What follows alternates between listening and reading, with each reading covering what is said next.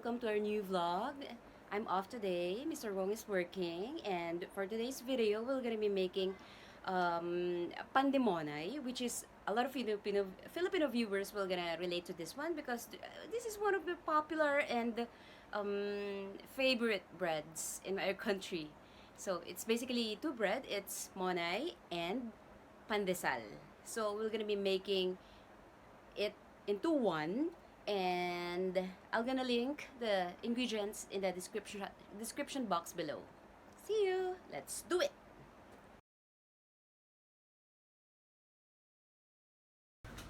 For our ingredients, we're gonna be using bread flour. So it's 500 grams of bread flour, 2 teaspoons of yeast, or 1 packet of this one. That's what I usually use.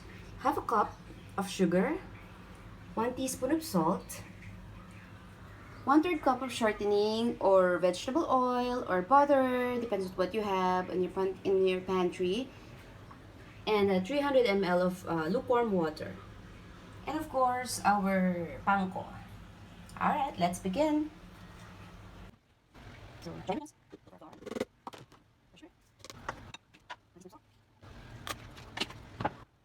mix.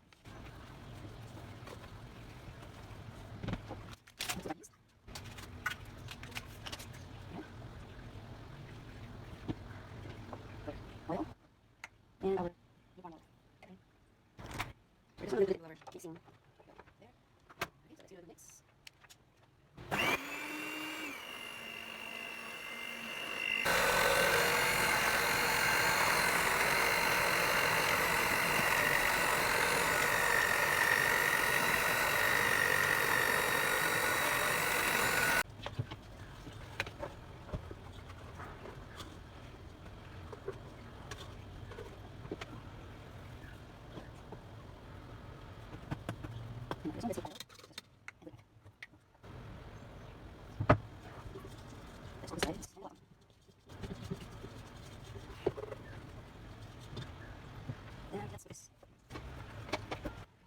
Put me comments out with the record and proof this for 31 hours when you let me share relation.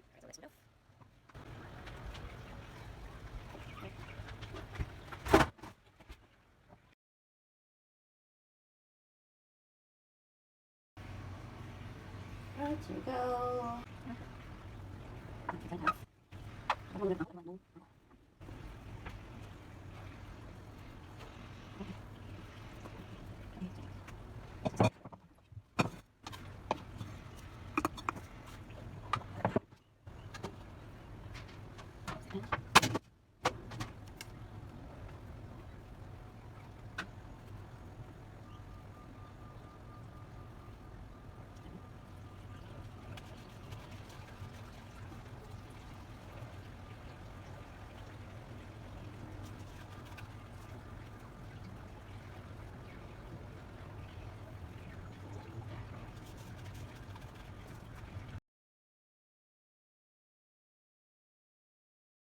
Alright, let's check the first one.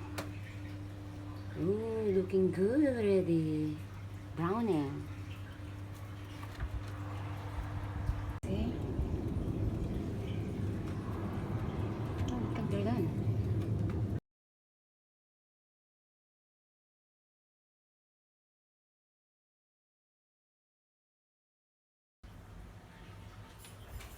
Hi, Mr. Wong. Good evening. How are you today? Okay lang. Ah, just come back home. Home sweet home.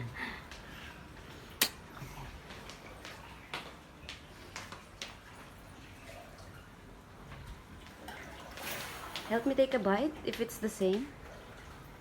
Looks great.